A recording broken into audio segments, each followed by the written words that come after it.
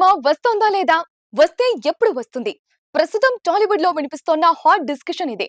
అదేంటి, ఆల్రెడీ మే 9న విడుదలవుతుంది అని చెప్పారు కదా, మళ్ళీ ఈ డిస్కషన్ ఎందుకు అనిపిస్తోంది కదూ. నిజమే, బట్ వాళ్ళు డేట్ వేశారు, కానీ విడుదల కావడం కష్టం అనేది ఆ డిస్కషన్ కు కారణం. అంత కాన్ఫిడెంట్ గా దర్శకుడు కూడా చెప్పిన తర్వాత మళ్ళీ అనుమానాలు ఎందుకు అనేది చాలా మంది వాదన. అది నిజమే, అయినా అనుమానాలు ఎందుకు అంటే కమల్ హాసన్ వల్లే అనే సమాధానం వస్తోంది.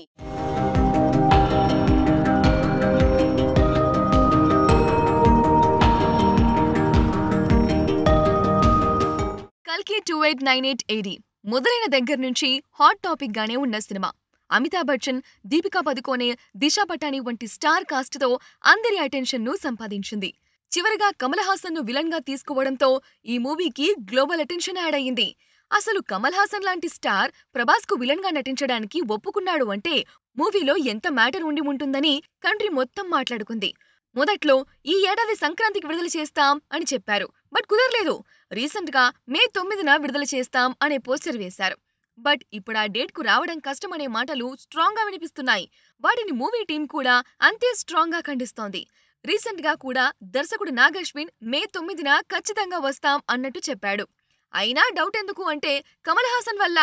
ఎస్, కమల్ హాసన్ శంకర్ కాంబినేషన్ లో రూపొందిన భారతీయుడు 2ను కూడా మే 9న విడుదల చేయడానికి సన్నాహాలు చేస్తున్నారు.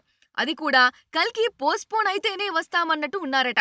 మరి కల్కి ఖచ్చితంగా వస్తుందా రాదా అనేది కమల్ కు తెలియకుండా ఉంటుందా? ఆయనకు తెలుసు కాబట్టే మే 9న భారతీయుడు 2ను విడుదల చేసే ప్రయత్నాల్లో ఉన్నారు అనేదే ఈ డౌట్స్ కు కారణం.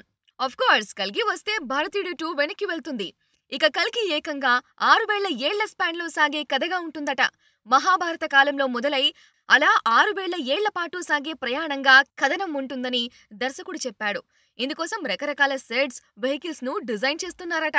అవన్నీ ఆడియన్స్ ను కొత్త లోకాలకు తీసుకువెళతాయి అంటున్నాడు. ఇండియన్ స్క్రీన్ పై ఇలాంటి సినిమా చూడలేదు అనే ఎక్స్పీరియన్స్ ని ఇవ్వబోతున్నాడట దర్శకుడు. మరి ఆ అనుభూతి ఎలా ఉంటుందనేది వాళ్ళు చెప్పినట్టు మే 9నే తెలిసిపోతుందా, లేక అంతా అనుకున్నట్టు ఇంకాస్త ఆలస్యమవుతుందా అనేది చూడాలి.